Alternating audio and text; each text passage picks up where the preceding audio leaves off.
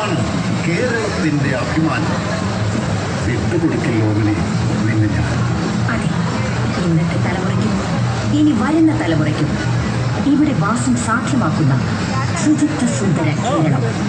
വൃത്തിയുടെ കേരള മോഡൽ, ജനങ്ങളുടെ വിജയഗാഥ.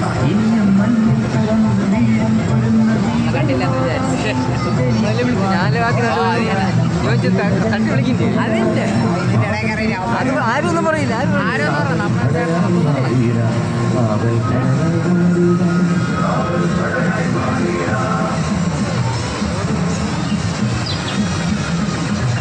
ഹരിതകർമ്മസേനാംഗങ്ങൾ ശേഖരിച്ച വാഴ